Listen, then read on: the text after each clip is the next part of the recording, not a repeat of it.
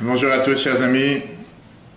Bonjour à tous. Nous sommes cette semaine la paracha Yitro, la paracha qui nous parle du don de la Torah, les 10 commandements. La semaine dernière, on est sorti d'Égypte, c'est merveilleux.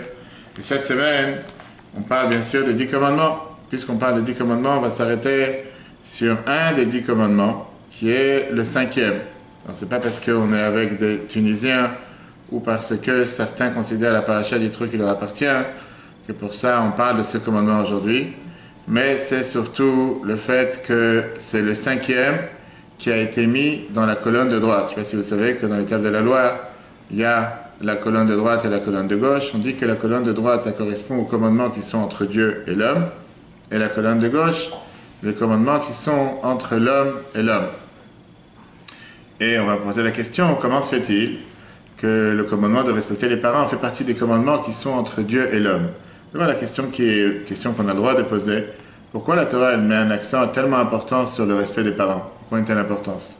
Pourquoi il faudrait respecter les parents? Parce qu'ils t'ont donné naissance, ils t'ont donné la vie, très bien. Mais est-ce que ça c'est une raison suffisante pour devoir respecter les parents? Et la question plus importante, jusqu'à où va le respect? Qu'est-ce que ça veut dire quand la Torah elle te dit respecter les parents? Si tu as aujourd'hui ton père, que Dieu nous en préserve, des gens qui ont des parents qui sont devenus fous ou qui ont perdu la tête. Est-ce que tu as le devoir de le respecter aussi? Ou bien non? Où va le respect? Quelle est la limite du respect? C'est ce qu'on va essayer de voir aujourd'hui ensemble. Et avant de rentrer dans les détails, on va d'abord voir la paracha rapide, comme on voit Yitro qui n'était pas juif, beau-père de Moshe. Il a entendu sur ce fameux miracle qui s'est passé avec la guerre d'Amalek la semaine dernière, on a fini la paracha avec ça. Il vient voir le peuple juif et il voit que Moshe il est débordé. Il est débordé par tout ce qui se passe, toutes les tâches. Et il lui dit, pourquoi tu ne nommes pas des délégués? Nomme une hiérarchie de juges.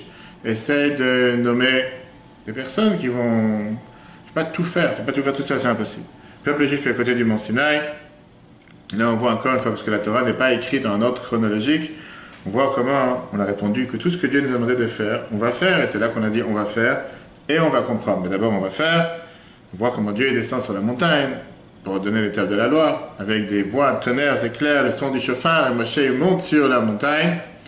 Et après, Dieu proclame les 10 commandements. On a parlé longuement la semaine dernière, comme quoi c'est dans la paracha qu'on a vu l'importance d'être attaché au tzaddik de la génération. Puisque le peuple juif a demandé à Moshe, à Dieu, on veut entendre la parole de Dieu en direct. Et après avoir entendu les 2 premiers commandements, ils sont tous morts. C'est à ce moment-là qu'ils ont demandé à Moshe, Daber ata imanu v'nishma, parle-toi avec nous afin qu'on entende de ta bouche. On ne peut pas entendre la bouche de Dieu, c'est trop dur.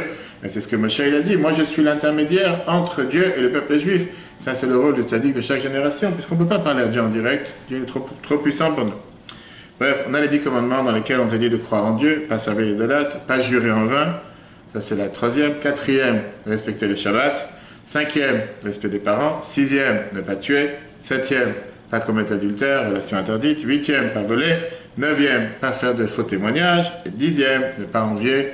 On a vu longuement dans les cours des années précédentes pourquoi tant de commandements qui paraît totalement banal, qui n'ont aucune importance particulière. Pour voir ça sur l'application et Torah. Aujourd'hui, on s'arrête sur ce commandement, le commandement numéro 5, qui est ce que la Torah nous dit. Kabel et avicha ve'etimecha, honore ton père et ta mère. Le man yarich unyamecha, c'est le seul des 10 commandements dans lequel la Torah elle te dit tu auras longue vie sur la terre que Dieu t'a donnée. Est-ce que ça veut dire que tu dois honorer tes parents seulement en Israël et en dehors d'Israël? On passera ça un autre jour. Mais d'abord, pourquoi on a 2 tables de la loi? Beaucoup te disent parce que quand Dieu est venu voir le peuple juif, il a demandé à chaque nation est-ce qu'il voudrait accepter les tables de la loi. Et les autres nations, ils ont refusé. Quand il est parti voir le peuple juif, ils ont dit combien ça coûte. Dieu a dit c'est gratuit. Alors, ils ont dit si c'est gratuit, pourquoi 1 donne-moi en 2? C'est pour ça qu'on en a 2. Ça c'est une blague. Mais la réalité, elle est que Dieu il a décidé de rentrer dans les tables de la loi le commandement de respect des parents. Pourquoi? En quoi le respect des parents fait partie des 10 commandements? D'abord, prends n'importe quel non-juif sur terre. Demande-lui est-ce que tu as un devoir de respecter tes parents. Un non-juif normal, sensé, je ne pense pas qu'il dira non. Tout à fait normal, tes parents t'ont donné la vie. Tes parents se sont occupés de toi depuis ton âge 0 jusqu'à ce que tu as grandi. Tout à fait normal de respecter les parents. Après, quoi respect? Comment respect? On va voir aujourd'hui dans la Gemara Kiddushin, page 30b, A et B. Très intéressant, la Gemara nous explique d'où vient ce devoir de respecter les parents. Pourquoi il faut respecter les parents? Elle te parle sur le fait qu'il y a 3 associés, 3 partenaires pour avoir un enfant. Quel est le lien entre le respect des parents et le respect de Dieu? Et est-ce que c'est lié? Qui est plus important quand tu as le choix entre respecter Dieu et respecter les parents? Tes parents te demandent de profaner Shabbat et Dieu te demande de faire Shabbat. Qu'est-ce que tu fais? Bravo. Jusqu'à où va le respect des parents et jusqu'à où est la crainte. Alors d'abord, la Gemara. Et après, on verra, bien sûr, même le discours du Rabbi sur le sujet. Tanou Rabanan. La Gemara me dit la phrase suivante. Nehemar, c'est écrit dans la Torah, Kabed et avicha ve'etimecha, tu dois respecter ton père et ta mère. Et c'est écrit le même verset, le même mot, Kabed et Hashem et oncha, tu dois respecter Dieu avec ta richesse. C'est très bien qu'on a le devoir de donner des zakah, mais il va de la Torah. La Torah, elle a comparé le verset, le respect de ton père et ta mère, au respect de Dieu. Pourquoi? On voit que d'un côté, Tosfot te dit qu'en réalité, il y a même un devoir de respecter les parents plus que Dieu. Parce que Dieu, tu n'as pas le devoir de lui donner tout ce que tu as. Oh, donner maaser, 10%, la tzaka, encore un niveau. Quand on te parle de donner, de donner à tes parents, parle pas de donner ce que tu as besoin. Tu dois nourrir tes parents, par exemple, ils n'ont pas comment manger. Torah ne te dit pas de limite.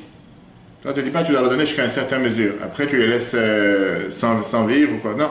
Tu dois t'assurer que tes parents aient ce qu'ils ont besoin. Parle pas maintenant comment on appelle ça, de débordement et d'abus. Il y a des centaines de questions dans ces sujets. On ne peut pas avoir toute la faute aujourd'hui, mais on va en toucher quelques-unes. Deuxièmement, la Torah te dit Ishimo va vivre tira, ou un homme, ton père et ta mère, tu dois craindre. Et c'est écrit Hashem Elokecha tira, tu dois craindre Dieu. La Torah, elle a comparé la crainte de Dieu à la crainte des parents. Qu'est-ce que ça veut dire craindre ses parents? On va tout de suite voir. Troisième verset. La Torah te dit Mekalel aviv veimo matuma, celui qui maudit son père et sa mère, il doit mourir. Peine capitale. Et de l'autre côté, la Torah te dit qu'un homme qui maudit Dieu sera fautif. On voit encore une fois que la Torah, elle compare à chaque fois le même respect qu'elle te demande, respect, crainte, maudire aux parents, avec Dieu, c'est exactement la même chose. Là, on a quelque chose qu'on ne peut pas comparer, c'est taper. La Torah te dit que celui qui tape son père et sa mère, peine capitale. Taper Dieu, c'est pas possible.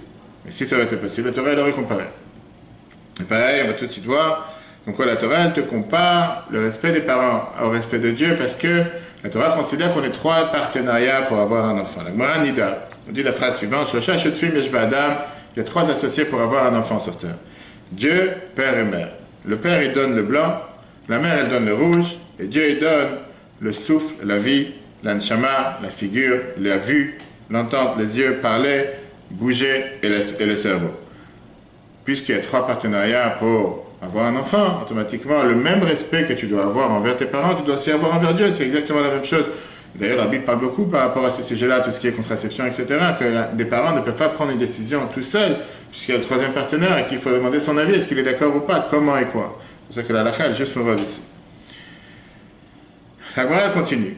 Puisqu'on a dit qu'il y a trois associés dans l'homme, Dieu, le père et la mère, quand quelqu'un il respecte son père et sa mère, Dieu il dit, mais allez, je considère que j'habite parmi vous et vous m'avez honoré. Et là, la réponse à la question qu'on a demandé tout à l'heure. Pourquoi le cinquième commandement, qui est le respect du père et de la mère, fait partie de la colonne de droite, dans les 10 commandements, qui est ceux qui sont entre Dieu et l'homme. A priori, quel rapport? Il aurait dû être du commandement du cinquième, de la deuxième colonne, qui sont les devoirs de l'homme à l'homme, puisqu'il y a ici Dieu qui est mélangé dans ce commandement, puisque quand tu respectes ton père et ta mère, automatiquement tu respectes Dieu, ça fait partie des commandements qui sont entre l'homme et Dieu. D'accord? Elle nous dit la phrase suivante. Qui tu dois respecter plus, ton père ou ta mère? Qui tu dois honorer plus? Il y a respect, on parle de crainte, et il y a honorer. Tu as le choix entre le père et la mère. Qui tu dois respecter plus, le père ou la mère? Pareil. Je ne sais pas si tu as réfléchi avant de donner la réponse. Mais dans la nature, envers qui quelqu'un se sent plus proche? Un enfant en règle générale? La mère. Par la mère. Toi tu dis quoi? La mère. Prenons les cas de figure dans lesquels les parents sont divorcés, que Dieu nous en préserve. Et tu as ton père et ta mère divorcés qui te demandent quelque chose à faire aujourd'hui à 14h. Qui tu dois choisir d'abord? Ouais, elle en parle. C'est des cas courants malheureusement aujourd'hui. Sa mère. Pourquoi? Elle t'a nourri, elle a accouché, elle t'a nourri, elle t'a... Et le père, il était là pour rien? Moi. D'accord. Est-ce qu'une mère a le devoir de respecter le père? Son père? Est-ce que ta mère a le devoir de respecter ton père? Oui. Le devoir? Oui. Je parle d'après la halakha, pas... Oui, j'imagine que oui. Je sais pas, je connais pas la halakha. Parce que le père, c'est un peu celui qui est l'éducateur de la famille. Et là, on va voir, c'est pour ça qu'on va à la Gemara, on va voir la Gemara aujourd'hui. Viens là, Tanya Rabbi Omer, Rabbi nous dit la phrase suivante. Dieu, il sait les choses de manière comment il a créé. Et Dieu, il sait qu'un enfant respecte sa mère plus que son père. C'est la nature humaine, c'est comme ça que Dieu a fait les choses, d'accord? Pourquoi comme ça? Alors, pourquoi? En général, Agmara te dit, parce que parce qu'une femme, la mère, en général, elle est plus sympa, elle est plus gentille, on va dire. L'enfant, il a moins crainte, moins peur, le père, il est beaucoup plus sérieux, fait attention, je sais pas, aux devoirs, etc. La mère, elle est toujours plus, on va dire, gentille. Tu auras d'ailleurs dit, c'est une des raisons pourquoi une femme ne peut pas être témoin. Pas parce que les femmes n'ont rien dans la tête. Une des raisons, c'est parce qu'ils ont une difficulté à être objectifs. Enfin, ils vont toujours chercher la circonstance atténuante, toujours chercher... Je veux dire, il y a des femmes méchantes, en temps normal. Toujours des hors normes. Bref, le ficha, c'est pour ça que la Torah, elle te dit Kabed et ta vircha ve'etimecha. Tu dois respecter ton père et ta mère. Pourquoi d'abord le père? Pas parce que le père est plus important. Parce que puisque par tendance et par nature, les gens respectent plus la mère que le père, Dieu il a dit tiens, ça ce que tu fais naturellement, ça ne me dérange pas. Mais pense aussi à ton père, ne pense pas seulement à ta mère. Ça c'est point numéro 1. De l'autre côté, Dieu il savait très bien qu'un enfant, un garçon, il a plus crainte de son père que de sa mère. Le père en général, il ne va pas laisser les choses si faciles que la mère. C'est pour ça que quand la Torah elle parle de crainte, elle dit qu'il faut d'abord craindre ta mère avant ton père. Puisque dans la nature, le respect en général c'est plus facile par rapport à la mère, la crainte c'est plus par rapport au père. Donc la Torah elle a inversé les rôles en te disant en deux mots, les deux sont égaux, il n'y a pas de différence. Honorer, c'est craindre. Honorer, c'est craindre. C'est-à-dire craindre. Qu'est-ce que ça veut dire craindre? Pas être peur de recevoir un coup. Craindre, c'est comme on dit la crainte de Dieu. Qu'est-ce que ça veut dire crainte de Dieu? De quelle crainte on parle? On a parlé longuement dans le cours de Tania la semaine dernière, c'était écouté dans le chapitre 39. Il y a deux types de crainte. Il y a ce qu'on appelle crainte de la punition, et il y a ce qu'on appelle crainte de honte. Qu'est-ce que c'est des craintes de honte? C'est-à-dire, puisque c'est quelqu'un d'important, je ne me sens pas à l'aise de ne pas faire ce qu'il demande. Quelqu'un, parce que je respecte la personne, je ne vais pas dire non. J'ai un respect. Le président te demande de faire quelque chose, ou tu as, je sais pas, quelqu'un d'important qui vient te demander de faire quelque chose, ça veut dire que je n'ai pas le temps pour toi. C'est pas juste un copain ou un ami, c'est quelqu'un d'important. Pas la crainte à cette personne, tu ne vas pas dire non. Le rabbi demandait à quelqu'un de faire quelque chose, personne n'osait dire non. Le rabbi vient, tu demandes, fais telle et telle chose. Par définition, tu vas dire oui. On ne parle pas ici une crainte de peur, pas une crainte d'une punition, c'est une crainte par respect. Donc c'est exactement la même chose. Quand on te dit craindre Dieu et dire à ta chaîne, ça veut dire que tu as peur de recevoir un coup sur la tête. C'est que Dieu te demande quelque chose. Comment moi, que Dieu me donne tout, me donne la santé, me donne la vie, etc., je peux oser dire non à ce que Dieu me demande. Tu comprends? Il faut aussi la punition ou quoi? La punition, c'est le niveau, on va dire, le niveau rad et pâquerette, comme on appelle ça, le premier niveau. C'est-à-dire, si tu considères Dieu qui est là avec, comme un prof avec une règle pour te taper sur les doigts parce que tu as fait une bêtise, c'est pas la religion juive. Dieu n'est pas quelqu'un qui est là pour punir. C'est Shabbat, quand il allume la lumière, tu dis allez, je veux. Elle est quoi? Tu allumes pas. Mais pourquoi? Parce que je vais recevoir une claque. Si la pluie, je vais comprendre. Tu vas te prendre, comme les gens te disent, tu vas un court-circuit, tu vas l'électricité va te punir. C'est minimaliste, c'est tordu et bête de vouloir définir Dieu. La Tracédoute explique, comme quelqu'un qui est là pour punir. Toute la Torah, toute la prière, tu dis tout à fait le contraire. Tu dis que Dieu c'est un Père miséricorde, Dieu qui a pitié. Dieu n'est pas là pour punir qui que ce soit. Tu fais un truc mal, mais encore une fois, Dieu t'a donné... Non, Dieu t'a donné d'abord, Dieu t'a donné le libre arbitre pour faire ce que tu veux sur terre. Oui, si tu traverses quand une voiture qui avance, automatiquement tu risques de te faire renverser. Ça peut arriver. Mais si tu respectes pas Shabbat, est-ce que derrière tu vas avoir un... Alors la Torah, elle est faite de manière de récompense, et si tu veux, et punition. La Torah, elle est faite... Mais est-ce que ça veut dire punition? Ça veut dire que quand tu fais pas quelque chose de bien, pourquoi la Torah te dit que Dieu il a un long souffle, et que Dieu il attend des fois jusqu'à la 4e génération, et que Dieu nous donne la possibilité de faire tchouva? Si c'est un radar automatique, que dès que tu as passé, tu as pris le flash, tu ne peux plus enlever le radar, tu l'as pris. Je vois bien que dans la Torah, toute la notion de tchouva existe. Toute la notion de réparation existe, toute la notion de pouvoir réparer. C'est la raison pourquoi on a Kippour, on a les 10 jours de Tchouva, pourquoi on a le mois d'Elul, pourquoi on fait le schéma le soir avant de dormir pour demander pardon pour les erreurs. 3 fois par jour dans la Amida, on demande Slach Lanu, pardonne-nous sur les erreurs qu'on a fait. Tous les jours, on a demandé pardon sur les erreurs. S'il n'y a pas de pardon à l'erreur, si dès que tu as pris un flash, c'est terminé, comme j'ai eu la chance d'en recevoir un hier, qu'est-ce que tu veux, c'est terminé, tu as pris une photo, tu mets sur le passeport, c'est tout ce que je te fasse. À combien j'étais? Je crois que j'étais à 112 au lieu de 110. Tu vas savoir. J'étais en train de répondre à quelqu'un et je te dis, j'ai dit, Dieu m'a pris en photo, qu'est-ce que je te fasse? Va savoir. Va leur expliquer que tout le temps tu étais sur 110, c'est juste le passage. Ça pris. Dans la Torah, c'est pas comme ça. C'est définir, bien pas décrire Dieu comme quelqu'un qui est là, qui l'attend. Ah, t'as fait une bêtise, je vais te punir. C'est pas ce que la Torah nous enseigne et c'est surtout pas ce que la Chassidut nous enseigne. Dans l'école du Moussa, parfois on te décrit comme fais attention à la punition. Certains rabbins ont un tel discours. Tu fais pas Shabbat, ta maison va exploser, tu manges pas cachère, tu vas tomber malade. C'est pas ça la Torah. Tu veux dire que ça n'existe pas, Oui, mais ça ne veut pas dire que Dieu il attend comme ça du tac au tac. Ce n'est pas une balle de ping-pong. Tu as fait, tu reçois. Agmara continue en te disant, viens Ravnach, Pagnet te dit, Bisman, chez Adam, Metzer, quand quelqu'un il fait triste, il rend triste son père et sa mère, Dieu il dit, je suis content de ne pas habiter parmi ces gens-là. Parce que si j'aurais habité parmi ces gens-là, moi aussi j'aurais été triste, parce que je fais partie de ce trio. Viens Rabbi Yitzhak et continue en te disant, tout celui qui fait une avéra, qui fait une mauvaise chose en cachette, il repousse les pas de Dieu. Qu'est-ce qu'il repousse les pas de Dieu? Parce qu'il pense que Dieu ne le connaît pas, Dieu ne l'a pas vu quand tu viens de dire l'histoire, mais Dieu il est présent partout, Dieu sait ce qui se passe. Ok, là la Gemara dévie du sujet si tu veux, elle te dit qu'on apprend qu'une personne n'a pas le droit de marcher 4 coudées avec la tête haute, comme si c'est quelqu'un qui est très orgueilleux. Et on a dit, là on apprend que Rabbi Yoshua il ne marchait pas 4 coudées en 2 mètres avec la tête dévoilée, il y avait toujours une kippa sur la tête, parce qu'il disait la shrina, la divinité elle est au-dessus de ma tête. Qu'est-ce qui est écrit dans le Shulchan Aruch sur avoir une kippa? Mettre une kippa, couvrir sa tête. Et la Chassidut, c'est écrit qu'on avait l'habitude à l'époque que les gens pieux ne marchaient pas à 4 coudées sans couvrir la tête. Pourquoi? Parce que, même à l'époque, la majorité des gens marchaient avec la tête découverte, parce qu'il faisait très chaud. Un juif ne marchait pas avec la tête découverte. Aujourd'hui, ça serait traduit le Shulchan Aruch, code de la juif, que tout le monde couvre la tête, on ne marche pas avec la tête découverte par pudeur. C'est comme si quelqu'un découvrait son corps. Et même les enfants, on leur habitué à couvrir la tête. La plus forte raison dans notre génération et dans nos pays. Et en général, par ça qu'on couvre la tête, on montre qu'on a la crainte de Dieu sur soi.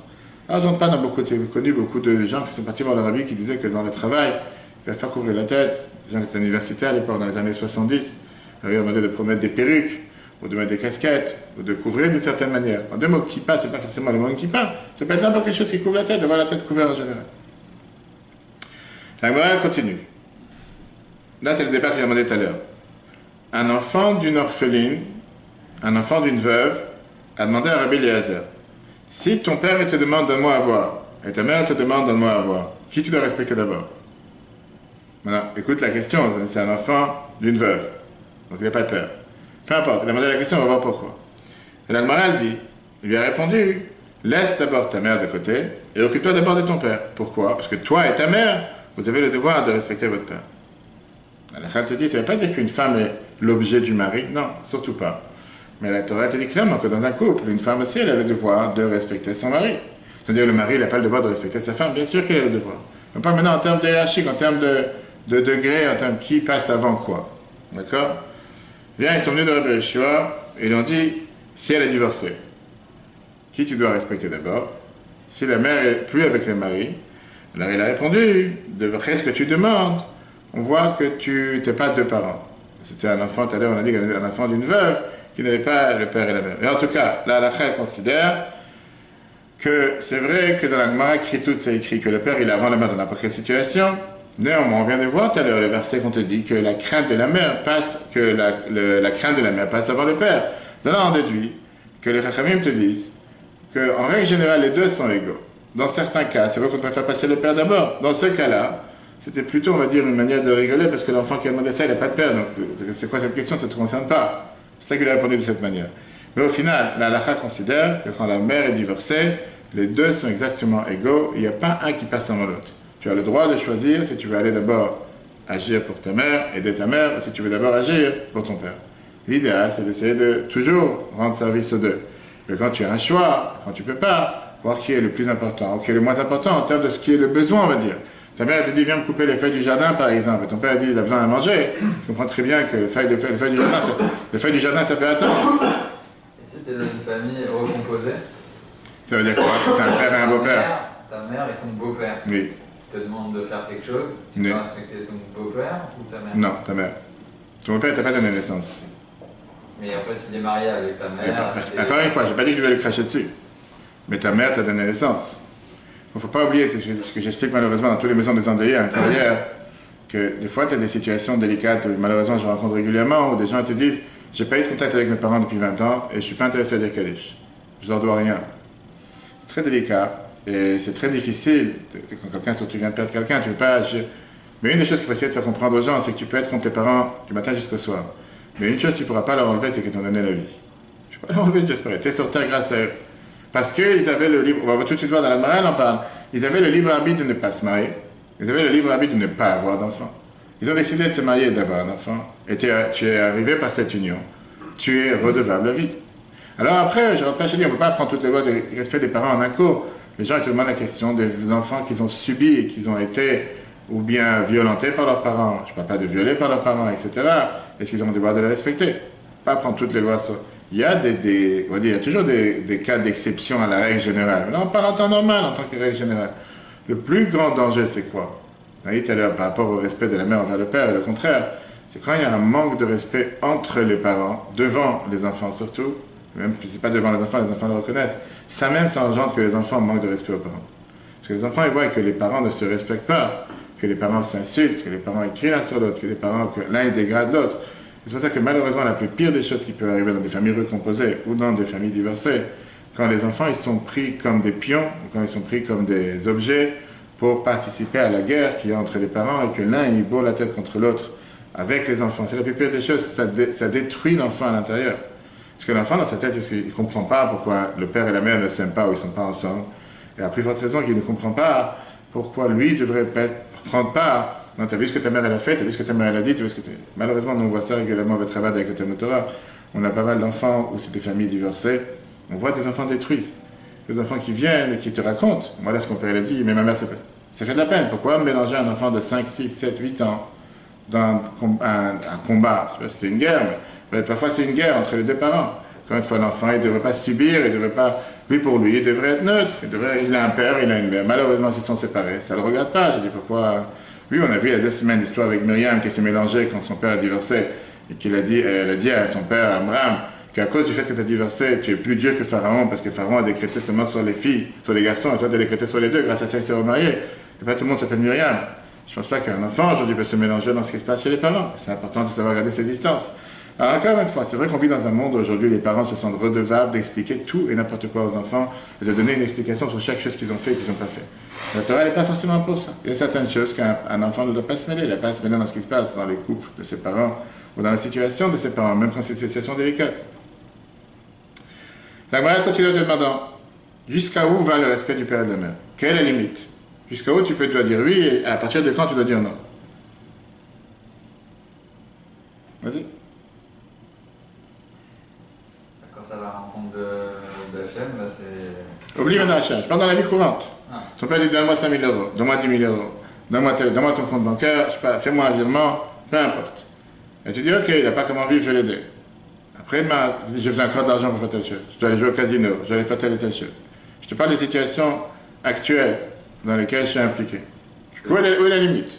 Ta vie de famille. Ta vie de famille, ça veut dire quoi? Aujourd'hui, je suis marié avec des enfants. Si mes parents me demandent ce qui mettrait en péril ma famille, c'est la limite, non? Alors, seulement si ça te mettrait en péril, et si jamais c'est des choses que tu sais que ça peut les mettre à eux en danger, si jamais c'est des choses qui te demandent que c'est pas bien pour eux, ou si jamais c'est des choses qui sont parfois contre la loi. Il y a beaucoup de dossiers. Qu'est-ce que tu disais? Oui, c'est ça. Alors, regarde la Gemara. Gemara te raconte une histoire avec un non-juif, une histoire très connue. Un non-juif qui était un idolâtre, qui habitait à Ashkelon. Il s'appelait Dama ben Netina. Je ne sais pas si vous avez entendu cette fois cette histoire. Une fois, les Chachamim m'ont demandé de faire du commerce pour une valeur de 600 000. À l'époque, on va dire, je ne sais pas, shekel, euro, peu importe, une valeur de 600 000. Mais le problème, c'est que pour faire cette valeur, en 2 mots, ce que la Torah nous raconte, c'est qu'il manquait une des pierres dans le pectorat du grand prêtre, les pierres précieuses, et c'était le seul qui avait cette pierre. Et ils sont venus le voir, mais le problème, c'est que la clé du coffre-fort était sous l'oreiller où dormait son père. Un goy, un non-juif. Il n'a pas voulu réveiller son père. Dama Benetin, très connu, la Gemara raconte. La Gemara raconte pas mal de détails sur lui. Il aurait pu très bien gagner sa vie éternellement, 600 000 pièces d'or qu'il aurait pu recevoir pour ce diamant pour le temple. Il a dit, je n'aurais pas mon père. Grâce à ça, la Torah dit que c'est une histoire qui s'est passée au temps du 2e temple, et Dieu il a fait en sorte que, pardon, c'était aussi le fait qu'il avait une vache rousse. C'est le seul que Dieu l'a envoyé chez lui qu'il avait une seule vache rousse qu'on ne peut pas trouver avec lui qu'il avait. Bref. Et au final, il n'a pas voulu faire réveiller son père. Et la Gemara nous raconte qu'à la fin, comme on va tout de suite voir, pourquoi j'ai en oral, je dis en écrit. Et moi, jusqu'à quand, regarde ce qu'il a fait ce non-juif à son père à Ashkelon, Dama ben Netina, il lui a demandé des pierres précieuses pour le pectorat du grand prêtre pour 600 000. Rav Kahn a été dit, c'était pas 600 000, c'était 800 000. La clé du coffre-fort était sous la tête de son père, il n'a pas voulu le réveiller. L'année prochaine, Dieu il a donné sa récompense, que dans son troupeau, il a eu une vache rousse qui est née. Dans les vaches rousses, ça ne courait pas les rues. On dit qu'il y en avait 10, on dit que la 10e, la femme chère, qu'il y en avait eu 9 au total. Alors les Chachamim sont venus les voir. Et ils lui ont dit, est-ce que tu peux nous vendre cette vache rousse? On en a besoin, parce qu'on avait besoin d'utiliser la sang de la vache rousse pour pouvoir purifier tout ce qui s'était rendu impur. Il a dit, je sais que si je vous demande tout l'argent qu'il y a sur la planète, vous allez être prêt à me la donner pour cette vache rousse. La seule chose que je vous demande, donnez-moi ce que j'ai perdu l'année dernière, quand vous êtes venu vouloir acheter la pierre et je ne voulais pas vous la vendre parce que mon père est en train de dormir. L'Igmarel termine ici en disant la fameuse phrase que si déjà quelqu'un qui n'a pas le devoir de faire quelque chose, et il le fait, Dieu le récompense de telle manière, à plus forte raison, quelqu'un qui a le devoir de faire quelque chose, c'est sûr que s'il le fait, Dieu le récompense encore plus. Vous savez très bien que sur la méthode de respect des parents, il n'y a pas de limite combien de récompenses on peut avoir.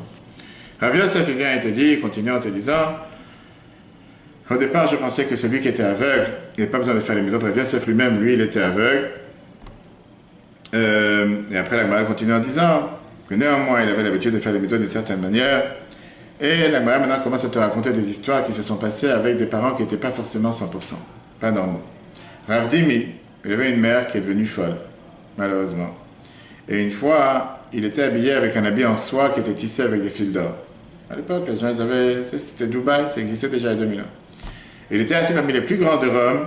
Sa mère elle est venue, elle a attrapé par son habit, elle a déchiré son habit devant lui, elle a craché sur la figure et il lui a pas fait honte. Pourquoi il lui a pas fait honte? Parce que c'était sa mère. Et là on parle d'un cas, si tu veux dire un cas extrême, qui est un cas dans lequel sa mère n'était pas normale, elle était malade. Elle raconte qu'elle est devenue complètement folle, ça arrive. Alors tu vas me dire, est-ce que c'était pas mieux de la mettre dans une maison psychiatrique? On va tout de suite voir quel est le critère à laquelle la Torah te dit, jusqu'à là tu dois respecter, à partir d'un certain moment, comme te dit monsieur le rabbin qui est en face de moi, Romain, il y a un moment tu ne peux plus mettre ta vie en danger. Pas seulement ta vie en danger, il y a un moment tu dois prendre parfois un écart. C'est difficile. Bien sûr que ce n'est pas quelque chose qui est normal, mais malheureusement ça arrive, il faut savoir aujourd'hui qu'est-ce que la Torah nous donne comme permission. Viens Rambam, Maïmonide te dit dans la loi de Mamrim et dans Shulchan Aruch, Yerodéa Siman 240, te dit la phrase suivante, jusqu'à où tu dois les craindre? Qu'est-ce que ça veut dire la crainte de tes parents? Si tu es habillé avec des beaux habits, tu étais assis devant tout le monde et ton père ou ta mère vient déchirer tes habits et peut-être te crache à la figure, tu ne veux pas leur faire honte. Mais tu dois te dire, tu sais quoi, il y a un Dieu sur terre. Pourquoi? Parce qu'encore une fois, le respect des parents fait partie de respecter Dieu. Et si jamais ça aurait été quelqu'un en chair et en os que tu aurais dû respecter, un roi normal, tu aurais respecté sans te poser de questions. Tu ne vas pas être rebellé, tu aurais été contre, tu aurais fait un jugement, peu importe. Pour votre raison quand on parle de Dieu. Te dire maintenant que c'est quelque chose que tout le monde peut faire, on est tous humains, on ne sait pas comment quelqu'un réagira. La Gemara continue en te disant, il y en a qui va donner à manger à son père pissioni. C'est quoi pissioni? Ça ressemble au caille qu'on a parlé la semaine dernière dans la Torah, ce fameux oiseau gras. Bref, c'est on va dire le foie gras qui existe aujourd'hui. Et ça se peut qu'il fait la plus pire des choses. Et il y en a qui va faire travailler à son père, en réalité avec les travaux forcés, mais en réalité il est en train de l'amener au monde futur. Pourquoi? Du fait que tout dépend quel type de respect. Quelqu'un qui donne un travail à son père, quelqu'un qui fait en sorte que son père peut continuer à vivre une vie normale. Eh bien, il continue en te disant, plusieurs personnes qui ont respecté leur père de différentes manières, comment ils l'ont fait. Et là, l'Agmara te raconte jusqu'à où est parti le respect des parents de certains maîtres de l'Agmara. Rabbi Yaakov était à Abaye, par exemple, moi, j'avais l'habitude, je disais, jusqu'à ce que j'arrive à la maison, mon père me donnait un verre de vin et ma mère me donnait un verre d'eau. Qu'est-ce que je dois faire? À qui je fais plaisir d'abord? Elle dit, tu acceptes de ta mère, mais de ton père, tu n'acceptes pas. En deux mots, ça peut que tu vas rendre plus honorer ta mère de cette manière ou pas, mais en deux mots, ton père, il n'a pas besoin de se déranger pour toi. Si ta mère t'a fait une faveur, tu vas accepter d'elle. Rabbi Tafan dit, regarde, moi j'avais une mère, qu'à chaque fois qu'elle voulait monter au lit, à l'époque certainement l'église était très haut, moi je m'accroupillais par terre, elle montait sur moi, pour qu'elle puisse après m'utiliser comme un escabeau pour pouvoir monter au lit, pour pouvoir grimper. C'était une femme âgée, etc. Et à chaque fois qu'elle descendait, je me mettais par terre pour qu'elle puisse descendre sur moi, et après descendre par terre. C'est vrai qu'aujourd'hui, grâce à Dieu, on a la chance d'avoir des tabourets, on a la chance d'avoir des lits que tu peux monter et descendre automatique, mais à l'époque, ça n'existait pas une chose pareille. Alors, quand il est venu à la synagogue, quand il est venu au Beth Midrash, il a dit, vous avez vu ce que j'ai fait pour ma mère? Moi, je me mets par terre pour que ma mère puisse marcher sur moi, pour pouvoir monter. Et ils ont dit, tu sais quoi, t'as encore rien fait. Si tu penses que ça s'appelle le respect des parents, jusqu'au jour où elle prend ton porte-monnaie, elle le jette dans la mer, et tu lui fais pas honte, ça s'appelle respecter. Bon, parce que tu t'es mis par terre pour l'aider à marcher, qu'est-ce que t'as rien fait de spécial. Rabbi Yochanan, il continue en disant, oui, c'était certainement quelqu'un de spécial, parce qu'il y a des gens qui n'ont jamais vu leurs parents. Rabbi Yochanan, son père est décédé quand sa mère est tombée enceinte, et sa mère est décédée quand elle a accouché. À Baye, c'était exactement la même chose. Ravas, il raconte, il dit, voilà, ça c'est l'histoire que je voulais arriver. La Gemara te raconte, quand tu as une mère âgée, tu lui as demandé des demandes que ça montrait clairement qu'elle a perdu pas la connaissance, qu'elle a perdu conscience, qu'elle n'est pas normale, quelque chose qui ne va pas. La Gemara te raconte, il avait une femme âgée. Cette femme, sa mère, elle lui dit, est-ce que tu veux m'acheter des bijoux? Elle dit, ok, je t'achète des bijoux. Après, elle dit, je voudrais un mari comme toi, aussi jeune que toi. Elle a dit, je vais chercher. Après, elle a dit, non, elle a dit, d'abord, je voudrais un mari. Elle a dit, ok, je vais chercher, je comprends, tu ne veux pas vivre toute seule. Après, elle dit, je voudrais un mari qui est aussi beau que toi. Il a vu qu'elle commence à demander des choses qui ne sont pas sensées. Bon, elle a perdu la tête. Alors, il a décidé de l'abandonner, il est parti en Israël. Il a dit, je ne peux pas... Il a entendu qu'elle le suit. Il a dit, il est parti, je suis avec lui, pour, je ne vais pas le laisser tout seul. Il est parti voir Rabbi Yochanan, il a dit, alors est-ce que maintenant je peux partir d'Israël pour aller en dehors d'Israël, en dehors, repartir dans un autre endroit, qui me laisse tranquille, qui me laisse vivre, je ne vais pas vivre avec une personne pareille. Bref, en attendant, jusqu'à ce qu'il s'est rendu compte qu'est-ce qu'il va faire ou pas, il s'est rendu compte que sa mère était décédée et qu'il n'y avait plus tout ce débat qui devait exister. Mais c'est un débat qui existe, parce que d'après la halakha, on ne peut pas sortir d'Israël facilement pour aller en dehors d'Israël, seulement pour trois choses, pour apprendre la Torah, pour se marier ou pour se sauver des non-juifs ou des ennemis qui vont nous faire du mal. Pareil, tu peux sortir pour faire du commerce. Et bien la halakha, elle te dit que dans des cas pareils, tu peux très bien nommer quelqu'un qui se met en charge, ne pas abandonner les parents, comme malheureusement on a eu, les dernières années, il y avait beaucoup de personnes qui sont parties faire un lien, qui ont laissé leurs parents âgés tout seuls ici en France, sans personne s'occuper d'eux. Il y a eu plusieurs dégâts qui se sont passés. Je ne sais pas que je juge qui que ce soit. C'est des cas difficiles. Qu'après on t'appelle d'Israël, en disant ma mère se trouve toute seule dans tel et tel endroit, est-ce que tu peux t'occuper d'elle? Alors que c'est le respect des enfants d'abord qui doit s'occuper des parents. Alors c'est vrai que c'est délicat. J'ai un couple qui m'a appelé il n'y a pas longtemps, que leur mère était ici toute seule, et qu'ils ont fait un lia, et qu'il n'y a personne pour s'occuper d'elle, il faut tellement la faire monter en Israël, mais ils n'ont pas comment la nourrir, ils n'ont pas comment la faire vivre, comme un appartement, etc. Alors qu'ici elle va avoir certaines aides. Là-bas elle n'a aucune aide. Comment elle va faire pour vivre là-bas? Mais au final, la Torah te dit que c'est dans un cas, comme on vient de raconter avec Ravasi, tu peux très bien parfois nommer quelqu'un qui va être en charge, qui va s'occuper de s'assurer que tout va bien. Et c'est ce qu'on appelle aujourd'hui les maisons de repos, les maisons de retraite. Après, tu as les maisons médicalisées, les maisons dépendantes, maisons indépendantes. Et c'est ce que beaucoup de gens font, même dans le monde religieux. Alors en Israël, c'est vrai qu'il y a la chance d'avoir des maisons médicalisées, maisons de repos, qui là-bas, t'es sûr que c'est du kasher, qui respectent Shabbat, etc. Mais pourquoi? Pas parce que les enfants se dédouanent, parce qu'il y a un moment, ça devient quelque chose que les enfants peuvent plus vivre normalement. Comme tu as dit tout à l'heure, quand ils ont une vie de famille, etc., c'est très difficile d'être H24 à transporter, s'occuper, alors qu'il y a aujourd'hui des lieux qui sont tout à fait normaux et viables pour pouvoir s'occuper d'eux. De l'autre côté, je peux te dire, en tant qu'aumônier qui visite les hôpitaux et les maisons de repos, parfois tu vois quelqu'un qui rentre dans une maison de repos totalement normale, 2 pieds, 2 mains, il marche, il fonctionne, il entend. Tu le vois voir 6 mois plus tard, il est déjà à moitié mort. Parce qu'il était entouré toute la journée de gens qui sont handicapés ou avec des machines. Quelqu'un qui était avec toute sa tête et qui était avec tout son corps aussi. Tu vois, notre société. Mais puisque les enfants ont préféré, on va dire, s'en débarrasser clairement, parce que j'ai pas le temps de m'occuper de mon père. Et quand tu leur parles, ils te disent non, mes enfants ne viennent pas me voir parce qu'ils n'ont pas le temps. Un, il est avocat, l'autre, ici, ils n'ont pas le temps de me voir. Tu ne parles pas de 200 km, 300 km. On parle de 40, 50, 60 km. Je parle de Fontainebleau avant. Ce pas des endroits qui sont au bout du monde pour un enfant venir voir. Donc il y a toujours le juste milieu. Il faut toujours réfléchir, savoir quoi, comment, quand. Pour ça, demander conseil. La Gemara continue en te disant qu'est-ce que ça veut dire la crainte, qu'on a dit tout à l'heure, et qu'est-ce que ça veut dire le respect. Comment tu définis la crainte, comment tu définis le respect. La Gemara te dit la crainte, pas se tenir à sa place, pas s'asseoir à sa place, pas contredire ses paroles devant tout le monde, ou bien, même si tu sais qu'il a tort. Il a tort, c'est ton père qui parle. Tu pourras dire après. C'est qui devant tout le monde? Tu n'as rien de parler devant 10 personnes. Non, en famille. Alors en famille, ça dépend encore une fois. Quel est le but de le contredire devant toi? Un exemple, je te dis, en train de te dire que maintenant il fait nuit, ou que maintenant il fait très chaud. Je sais pas, des bêtises. Qu'est-ce que tu vas contredire? Alors il a dit que ça a changé. Ou bien il va te dire que les statistiques te montrent qu'il y a eu telle et telle chose. Peu importe, il a une information erronée. Le fait, c'est justement la Torah te dit que ça veut dire le respect, c'est de ne pas contredire ses paroles. Ça ne veut pas dire que tu dois être d'accord avec lui. Tu peux très bien après expliquer aux autres que ce n'était pas forcément mais devant lui, non. Qu'est-ce que ça veut dire le respect? La différence que la Torah, la Gemara te fait entre le respect et la crainte. Lui donner à boire, lui donner à manger, l'habiller, le rentrer, le faire sortir. Pas maintenant en tant que quelqu'un qui se débrouille tout seul, pas quelqu'un qui est âgé. Lui amener à manger, lui amener à boire, s'assurer qu'il ait ce qu'il a besoin. Ça, c'est ce que ça veut dire le respect. Ça, c'est la différence entre les deux. Terminons. Question? Non, mais je trouve que c'est pas très respectueux de pas signifier à quelqu'un qu'on aime qu'il se trompe. Encore une fois, je te demande une question. Le président, il t'a dit quelque chose. Ouais. Tu vas lui dire qu'il t'est trompé? Si, il s'est trompé. Aujourd'hui, parce qu'aujourd'hui, on envoie balader un président devant tout le monde, on lui crache dessus. En temps normal. C'est que les gens qui sont présents disent du mal de son père. Très bien. Parce qu'il a dit quelque chose de faux. Alors, c'est pour ça que je te dis. Il a dit n'importe quoi. Très bien. Alors, tu as un moyen de dire sans dire qu'il s'est trompé. Tu n'es pas obligé de dire un exemple. Tu viens de dire une bêtise. Je peux dire arrête de dire des bêtises, c'est n'importe quoi ce que tu dis. Ou je peux dire Et moi, j'ai lu dans tel endroit que c'est écrit telle et telle chose. Ouais, tu contredis. Parce J'ai que tu dis contredit. pas la même chose. Je ne sais pas contredit, je ne suis pas en train de parler par rapport à ce que tu as dit. Je vais en dire autre chose. Maintenant, encore une fois que la personne n'est pas là ou qu'elle est partie, il y a toujours de gens, ça serait bien de vérifier telle et telle source, parce que là-bas, c'est écrit différemment. Il y a des manières de dire les choses. Est-ce que ça fait pas partie du développement d'un homme, que ce soit à l'adolescence ou après, De quoi? au bout d'un moment, de ne pas être d'accord avec ses parents? Tu as le droit de ne pas être d'accord, mais comme je t'ai dit, il y a des manières comment le faire. Non, mais un adolescent, des fois, il- Oui, alors je vais te dire, aujourd'hui, on vit dans un monde que les parents se sentent obligés d'expliquer tout à un enfant et de tout dire. On n'est pas en train de dire qu'un parent n'a pas le droit de se tromper ou il ne peut pas se tromper. On est tous humains, on a le droit de faire une erreur. Parfois, ça m'arrive de dire à mon fils, j'ai fait une erreur, j'ai dit quelque chose, une source, c'était pas la bonne source, je me suis trompé. On a le droit de faire des erreurs. Au contraire, un parent, il peut dire à ses enfants, il s'est trompé. C'est pas la fin du monde.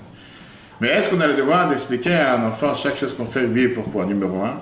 Est-ce que des fois, il y a des choses? Non, je ne suis pas obligé d'expliquer sur chaque chose. J'ai décidé que maintenant tu dois aller dormir parce qu'il est 9 heures. Je ne suis pas besoin de justifier pourquoi tu dois aller dormir. J'ai dit non, maintenant tu dois aller dormir. Il n'y a pas de vidéo, tu vas dormir. Aujourd'hui, malheureusement, on vit dans un monde où les parents se sentent obligés que devant chaque détail, il faut dire à un enfant pourquoi et comment. Pourquoi malheureusement? Pourquoi malheureusement, j'arrive. Ou pire que ça, tu as des fois aujourd'hui des parents qui, avant de rentrer dans la chambre d'un enfant de 12 ans, il faut qu'il tape à la porte pour savoir s'il doit rentrer. Je dis pas seulement que ça me traumatise. J'ai vu ça il n'y a pas longtemps dans une maison, je n'arrive pas à croire. Je dis quoi, non, il a ce monde privé. De quoi on parle? On parle d'un enfant de 12 ans, que maintenant tu as décidé qu'il doit aller dormir. Encore une fois, c'est qui le responsable ici? C'est qui celui? Qu'est-ce que ça veut dire de demander l'autorisation à un enfant si tu peux entrer dans sa chambre? Il est chez qui? Il est chez lui. À qui appartient cette maison? Tu as ici des parents qui sont devenus quoi? Des esclaves de cet enfant? Non. Qui doivent tout faire pour lui, qui doivent le respecter, qui doivent le mettre sur un piédestal, qui doivent lui demander son avis sur chaque chose. Il y a un moment, il faut remettre les choses à leur place. C'est pas qu'un enfant c'est un chien et c'est un esclave et qu'il doit obéir et qu'il doit s'écraser et qu'il n'a pas son mot à dire. On n'est pas en train de dire ça. C'est le problème, les gens, ils vont toujours dans l'extrême. C'est ou l'un ou l'autre. Non. La Torah, c'est pas la charia. Je suis tout à fait d'accord. On doit respecter chaque être humain sur Terre. On doit respecter chaque enfant sur Terre. On doit respecter chaque adulte sur Terre. Sans différence. Respecter, c'est écouter, c'est... Mais oui, mais encore une fois, on vit aujourd'hui dans un monde où respecter, c'est une notion. C'est comme le mot sacrifice, ça veut dire un mot interdit. Respecter, ou plutôt le mot obéir, c'est devenu quelque chose d'interdit. Et non, la Torah, elle tient que comme quand on a reçu la Torah, on a dit Naaseh, Vanishma, on va faire et on va comprendre. D'abord fais, après je t'expliquerai. Maintenant, je n'ai pas besoin de t'expliquer, je ne vais pas vous expliquer pourquoi. Maintenant, je te dis tu vas dormir parce qu'il est. Peu importe. Tu entends des fois des parents, j'ai des gens dans les maisons tous les soirs qui se mettent à discuter 10 minutes avec un enfant pour le faire comprendre. Et avec ça, il n'a pas compris, il fait ce qu'il veut. Ça, c'est. Qu'est-ce que j'ai besoin de te donner un argument? J'ai décidé que tu ne sors pas maintenant. Parce qu'il fait froid, parce que la dernière fois tu revenais à 3 heures du matin. Peu importe la raison. Je dois à chaque fois m'expliquer pourquoi et comment. Non, je ne dois pas m'expliquer. Parce que je suis ton père, parce que je suis ta mère, parce que je t'ai demandé quelque chose, tu as un devoir de respecter. Dire oui, je t'ai demandé, tu fais, c'est tout. Un jour, je t'expliquerai. Et si je n'ai pas envie d'expliquer, je ne t'expliquerai pas. On ne doit pas vivre d'une manière qu'on doit se sentir coupable, on doit se sentir obligé, que si je n'ai pas donné une explication, ça ne va pas marcher. Et ça, c'est une des choses énormes qui manque aujourd'hui dans la génération de nos jours, avec beaucoup de jeunes et d'adolescents. On appelle ça en hébreu mashmat. Pas confondre avec soumission, pas maintenant de soumission. Mais savoir obéir. Savoir obéir, je te demandais quelque chose fait. Pourquoi? Parce que moi, je sais ce qui est bien pour toi. Et je pense pas que je dois débattre avec toi pour savoir si toi tu vas comprendre à ton âge qui a 10 ans, 9 ans ou 12 ans, et que tu penses que tu connais déjà tout parce que tu as lu Internet à ton âge, que toi tu vas me dire qu'est-ce qui est bien pour toi ou pas. Moi j'ai décidé que je suis ton père, je sais ce qui est bien pour toi ou pas. Pas d'accord. Si, d'accord. Mais jusqu'à quel âge? Il n'y a pas d'âge. Alors bien sûr, après un enfant qui a grandi, qui est adolescent, non, le rapport... Mon père, moi, il peut me dire des choses et je ne les dis pas parce que je suis pas d'accord. J'ai le droit de... Mais je suis tout à fait d'accord avec toi, mais comme j'ai dit, il t'a dit, tu n'as pas contredit. D'accord? Il t'a dit de faire quelque chose, tu n'es pas d'accord. Comme on t'a dit, une fois que quelqu'un il est adolescent, il a grandi, de toute façon, il fait sa vie, il fait ce qu'il veut. Mais est-ce que j'ai le devoir de le contredire? De dire, non, ce que tu as dit, c'est des bêtises. C'est ce que j'ai dit. Donc, tu n'es pas obligé de dire ce qu'il a dit, c'est des bêtises. Ce qu'il a dit, je n'ai pas entendu ce qu'il a dit. D'accord? Tu as dit, comme la Torah te dit une règle générale, mentir, on n'a pas le droit. Dire toute la vérité, ce n'est pas un devoir. Tu peux dire une demi-vérité. Mais je parle maintenant par rapport aux enfants qu'on a sous notre charge, aux enfants qu'on a à la maison, qu'on appelle aujourd'hui les enfants mineurs, si tu veux, d'après la loi, si tu veux, 16 ans, 18 ans, de voir des parents qui doivent expliquer, qui se battent avec un enfant de 6-7 ans dans les centres commerciaux. Tu vois, tous les jours. Non, j'ai dit 10 minutes de discussion sur chaque chose. Moi, ça m'arrive tous les jours. Mais c'est malheureux. Ouais. C'est pas, non, ça ne devrait pas arriver. Non, mais des fois, encore hier. Et avec ça, ça marche. Après avoir expliqué 10 minutes, un quart d'heure, ça marche. Non, j'explique pas. Non. C'est comme ça, je te dis qu'il fait froid, tu te couvres. Oui. D'accord. Oui, mais moi j'ai chaud. Oui, mais moi je te dis qu'il fait froid, donc tu te couvres. D'accord. Oui, mais moi j'ai chaud. Bah, très bien. Alors, la conclusion, c'est quoi? Tu veux sortir ou tu veux pas sortir? Non, la conclusion, c'est que... Tu veux sortir, il faut se couvrir. Tu vas pas te couvrir, tu ne vas pas sortir. Oui, mais ce que je veux dire, c'est que ça s'est fini comme ça. Mais pas agréablement parce qu'il n'était pas d'accord. Si je m'en fous, tu veux pas sortir, tu mets pas, voilà, comme tu as dit. Mais encore une fois, après, je pense que quand il y a un moment comme ça qu'il faut prendre prends-toi l'exemple toujours qu'on dit qu'il faut traverser. Il y a une voiture qui arrive. Toi, tu veux traverser. Je te dis non, il y a une voiture qui arrive. Je vais t'empêcher de traverser. Tu vas me dire, je suis méchant, parce que je t'ai mis une limite, je t'ai sauvé. D'accord? Après, quand on n'est pas devant toute cette histoire en train de se passer, tranquillement, je t'expliquerai peut-être pourquoi. Mais maintenant, je t'ai dit, il ne faut pas traverser parce qu'il y a une voiture qui arrive. Tu penses que tu es plus intelligent? Non, je t'empêche de traverser. Ah, pour ça, je t'ai privé de ta liberté. Par ça, je t'ai sauvé. Parfois, privé de liberté, c'est la plus grande chose que tu peux faire pour quelqu'un. Seulement, un enfant, pas forcément, il comprend tout ça. Et quand il va grandir, en général, il va comprendre. Et c'est comme je dis, après, c'est pas vraiment que tu vas expliquer. Et je ne pense pas qu'on doit habituer un enfant régulièrement à donner une explication sur chaque chose, parce que sinon, on ne va pas le faire. Et c'est ça le problème aujourd'hui. Que les enfants, on les a tellement habitués qu'ils disent, j'ai envie de venir au Talmud Torah, j'ai pas envie de venir. J'ai envie de prendre un Baba Mitzvah, j'ai pas envie d'apprendre. L'enfant, il a envie, il n'a pas envie. Des fois, tu entends des parents qui te font des discours sur un enfant de 10 ans. Tu te dis, c'est pas possible. C'est qui dirige cette maison? Terminons. La Ramban Nachmanide, il vient et te dit, quelle est la raison pourquoi les 10 commandements, on a dit tout à l'heure que le respect des parents fait partie de la 5e, on a dit parce que Dieu il a demandé, au départ, les premiers 2 commandements, si tu te rappelles, c'était quoi? C'était, je suis Dieu ton Dieu, tu n'auras pas d'autre Dieu. Bien les nations du monde, ils ont dit, ah, ce Dieu des Juifs, il a décidé de se glorifier. C'est plus un dictateur, il veut qu'on l'honore. Une fois que Dieu a donné le 5e commandement, respect des parents, il ne parle pas que de lui, il parle de respecter tous les gens. Là, on est d'accord que ce n'est pas un Dieu qui est un dictateur, etc. Ok? Ça, c'était l'idée par rapport à l'idolâtrie. Mais non, la question que tout le monde a demandé, pourquoi on n'a pas le droit d'honorer le ciel, la lune, le soleil, la lune, les étoiles, mais il faut honorer les parents? C'est la même chose. Le soleil et la lune, c'est Dieu qui a créé. Les parents, c'est Dieu qui a créé. La différence, c'est que tous les astres et les étoiles, ils n'ont pas de libre arbitre. C'est Dieu qui a décidé que le soleil il est là tous les matins, on prie tous les jours, on remercie Dieu qu'il envoie le soleil tous les matins, la lune le soir. Alors que les parents, comme je te dis, ils ont le libre arbitre, ils avaient le choix de ne pas se marier, ils avaient le choix de ne pas avoir d'enfants. Comme certains enfants aujourd'hui qui viennent et qui te disent, est-ce que je dois fêter mon anniversaire parce que mes parents m'ont dit que je suis arrivé par accident. Ça aussi, ça arrive. Mais en règle générale, les parents, ils ont choisi, ils ont eu le choix de pouvoir faire en sorte que tu aies un enfant. Et le fait que Dieu leur a donné cette possibilité d'avoir cette naissance, qui est la procréation, qui est à minima Dieu sur terre, parce que de voir donner naissance, encore une naissance, encore une génération, c'est pour ça qu'on doit remercier Dieu. Terminons avec ce qu'on a dit tout à l'heure, celui qui fait un péché de manière cachée et repousse Dieu. Rabbi Menachem Mendel de Kotz, il fallait demander à ses disciples où se trouve Dieu. Ils n'ont pas compris, ils ont dit Dieu se trouve partout. Il a répondu Dieu il se trouve où tu le laisses rentrer. Si tu ne laisses pas rentrer, si tu mets un stop à la porte, Dieu ne peut pas rentrer, il ne va pas se trouver là-bas. Et dernière histoire avec le Rabbi. Rabbi a eu la chance d'avoir sa mère à côté de lui depuis l'année 1957 jusqu'à 1965. Il est venu la chercher, pourquoi 57? 1907. En 1907, il est venu la chercher de Paris, où elle était 3 mois après qu'elle a réussi à sortir de Russie, après qu'elle a souffert que son mari il est décédé en exil au Kazakhstan. Rabbi n'a jamais tourné le dos à sa mère.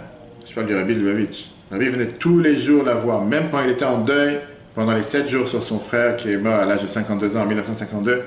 Rabbi ne voulait pas que sa mère s'en rende compte, il a tout fait pour lui cacher le décès de son frère, pour pas qu'elle crise ou quoi que ce soit, elle a d'un moment souffert dans sa vie. Et donc pendant les Shiva, qu'on ne sort pas de la maison en général, Rabbi sortait tous les jours pour aller la voir, pendant un quart d'heure, 20 minutes, il lui versait un verre de thé, il parlait avec elle tous les jours. Je parle de Rabbi, tu recevais des milliers de lettres, même dans les premières années, après dans les dernières années. Et à chaque fois qu'il sortait de la maison, il sortait comme s'il arrangeait les chaises à la table. Et il y avait une fois un juif qui était là-bas, le Rav Friedrich. Il n'a pas compris qu'est-ce que Rabbi essayait d'arranger les chaises de la table, tout était arrangé, tout était en ordre. Bref, une fois qu'il est sorti, le Rabbi dit, la mère du Rabbi, la Rabbi Trana, elle dit, il pense que je ne suis pas au courant. Mais depuis que je le connais, depuis plus de 50, 60 ans, il ne m'a jamais tourné le dos. Et à chaque fois, en sortant de la maison, il fait comme s'il est en train de faire quelque chose pour ne pas me tourner le dos devant moi. Ça, c'était le Rabbi de Lubavitch. Je dis, avec tout ce que le Rabbi était occupé, il n'y a pas un jour qu'il n'allait pas voir sa mère. Quoi qu'il arrive, il faut passer avec elle un moment pour s'inquiéter pour son bien-être, etc. Ça nous a montré un peu qu'est-ce que ça veut dire le respect des parents, comment on doit le faire. Ça, c'était le cours d'aujourd'hui. Le cours sera repris sur l'application eTorah sur Google et Apple. Et ce soir, on continuera sur la paracha Yitro, on va parler dessus des heures et des heures. Très bonne journée à tous et à la semaine prochaine.